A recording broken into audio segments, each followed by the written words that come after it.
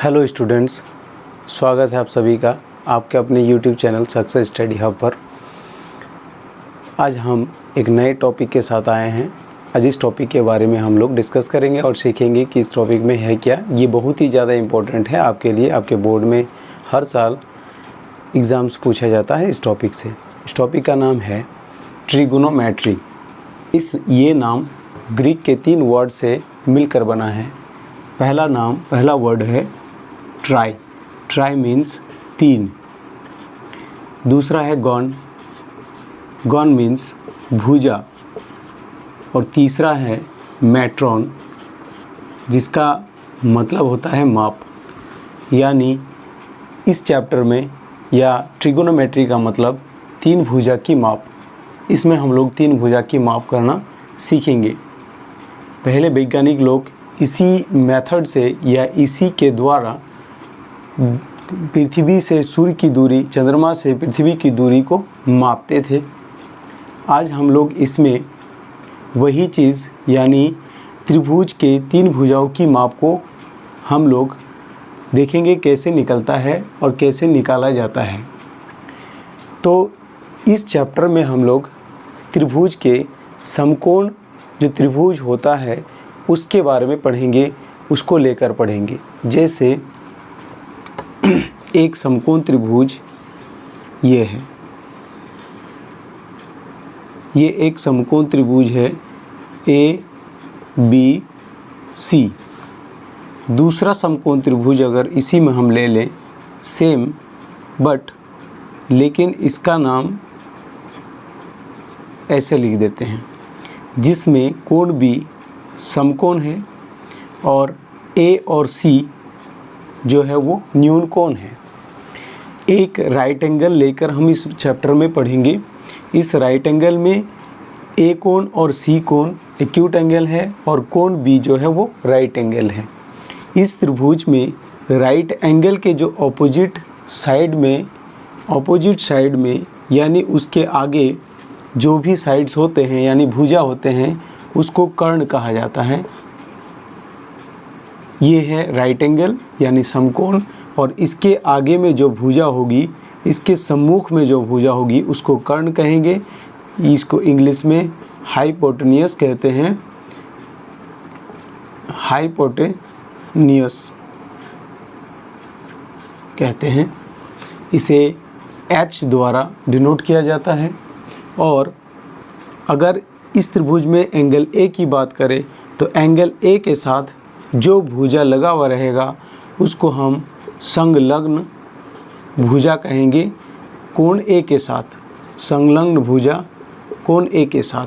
और कोण A की बात कर रहा है और कोण A के जो सम्मुख में होगा उसको हम लोग कोण A के सापेक्ष में सम्मुख भुजा कहेंगे। सम्मुख भुजा कहेंगे। किसका सापेक्ष में? कोण A का। कोण A का सम्मुख भुजा, और यहाँ पर कोण A का संलग्न भुजा AB है। कोण A का संलग्न भुजा AB है। ठीक है। उसी तरह इस त्रिभुज में अगर बात करें, अगर कोण C का बात करें तो कोण C के सापेक्ष में बात किया जाए तो ये AB जो है इसके ऑपोजिट में यानी इसके आगे में सम्मुख हो गया, तो कोण C के सम्मुख भुजा हो जाएगी। और कोण C के साथ जो भुजा लगा हुआ रहेगा उसको कोण C का संलग्न भुजा कहा जाएगा। संलग्न भुजा। और इसमें भी जो कोण समकोण है उसके सम्मुख भुजा को कर्ण कहेंगे। ठीक है, यानी हाइपोटेन्यूस। ठीक, इसको हम H से डिनोट करते हैं। और ये जो सम्मुख भुजा है इसको हम लोग लंब भी कह सकते हैं। और जो संलग्न भुजा होता है उसे आधार कहते हैं। किसके साथ? जिस एंगल की बात करा जाए। यहाँ पर A की बात कर रहा है, यहाँ पर C की बात कर रहा है। और यहाँ पर जो है अगर A की बात करें, जैसे ये AB भुजा है, इसको हम जो है इसके लिए आधार कहेंगे और इसके लिए ये लंब हो जाएगा BC। और लंब को हम लोग इंग्लिश में परपेंडिकुलर कहते हैं, यानी इस कोण की ये परपेंडिकुलर हो गया। और ये भुजा जो ए बी भुजा है कोण ए के लिए, इसको इंग्लिश में बेस कहते हैं, जिसे बी से डिनोट करते हैं और इसे पी से डिनोट करते हैं। इस रेखा को, इस भुजा को, बी सी भुजा को, इस ए की बात करें तब, और जब सी की बात करेगा तो ये हो जाएगा पी, ये हो जाएगा बी और ये हो जाएगा आपका एच यानी कर्ण। ठीक है, तो हम लोग इसके बाद हम लोग ट्रिगोनोमेट्री के कुछ रेशियोज़ देखेंगे। उसके रेशियोज़ के माध्यम से ही हम प्रॉब्लम्स को सॉल्व करते हैं। इसके जो भी प्रॉब्लम्स आते हैं, इनके जो भी प्रॉब्लम्स आएंगे उसको सॉल्व किया जाएगा उसके माध्यम से, कुछ रेशियोज़ के माध्यम से, उस रेशियोज़ के माध्यम से। लेकिन उससे पहले हम लोग जानते हैं कि जब भी एक समकोण त्रिभुज दिया जाता है या समकोण त्रिभुज होता है, उसमें अगर दो भुजा की मान दिया जाए तो तीसरी भुजा का मान निकालने के लिए हम लोग पाइथागोरस थ्योरम का इस्तेमाल करते हैं। पाइथागोरस थ्योरम के माध्यम से ही हम लोग तीसरी भुजा का मान निकालते हैं। वो पाइथागोरस थ्योरम की है क्या? पाइथागोरस थ्योरम में कहता है कि जो कर्ण है उसका स्क्वायर बाकी दो भुजाओं के स्क्वायर के जोड़ के बराबर होता है। बाकी दो भुजाओं के स्क्वायर के जोड़ के बराबर अगर होता है। अगर हम इस त्रिभुज की बात करें तो AC इसका कर्ण हो गया, तो AC का स्क्वायर लंब हो गया BC, तो BC का स्क्वायर को, और यहाँ पर आधार हो गया AB, इसके स्क्वायर को जोड़ेंगे तो ये क्या आ जाएगी? किसी भी तीसरी भुजा का मान हम इस फॉर्मूला का यूज़ करके निकाल सकते हैं। ओके बच्चों, अब इनके कुछ रेशियोज़ जो होते हैं उनको देखेंगे। पहला रेशियोज़ होता है इस चैप्टर में साइन। अगर एंगल A की बात करें तो साइन A, और अगर एंगल C की बात करें तो एंगल यहाँ पर जो है A की जगह C लिख सकते हैं। जिस एंगल की बात करेगी उस एंगल को हम लोग उसके साथ लिखेंगे। साइन A का मतलब, साइन A का क्या है? साइन A बराबर होता है लंब बटा कर्ण, यानी परपेंडिकुलर बटा हाइपोटेन्यूस। दूसरा है कॉस A, एंगल की बात कर रहा है A की। कॉस A बराबर होती है आधार बटा कर्ण, यानी बेस बटा हाइपोटेन्यूस। तीसरा है टेन A।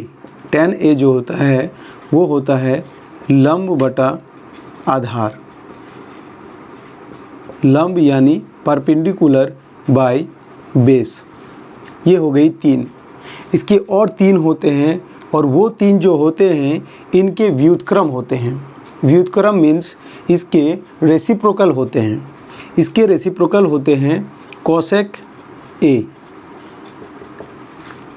रेसिप्रोकल का मतलब ये कर्ण ऊपर और लंब नीचे, यानी इसका कर्ण बाय लंब होगा, मतलब हाइपोटेन्यूस बाय परपेंडिकुलर।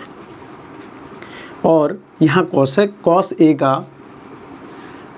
A का जो रेसिप्रोकल होता है वो होता है सेक A, और सेक A दैट मीन्स कर्ण बाय आधार। कर्ण को A से लिखते हैं, आधार को B से लिखते हैं। उसी तरह tan A का जो रेसिप्रोकल होता है वो होता है cot A। cot A that means आधार बटा लंब, और ये जो लंब आधार है वो उसको हम B लिखते हैं और लंब को हम लोग P लिखते हैं, that means B by P।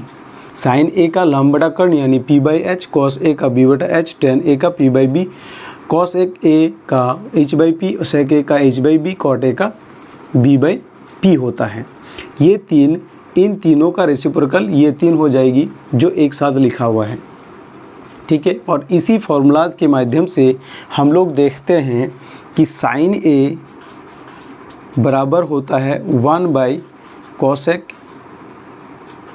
A। उसी तरह कॉस A बराबर होता है 1 by sec A। Same tan A बराबर होता है 1 बाई कॉट A। मैंने कहा था कि इनका जो है ये रेसिप्रोकल, और रेसिप्रोकल हो मतलब साइन ए जो 1/cos A हो जाएगा, cos A 1/sec हो जाएगा, tan A 1/cot A हो जाएगा। सेम अगर हम cosec A की बात करें, cosec A बराबर 1/sin A हो जाएगी, sec A बराबर 1/cos हो जाएगा, और cot A बराबर 1/tan A होगा।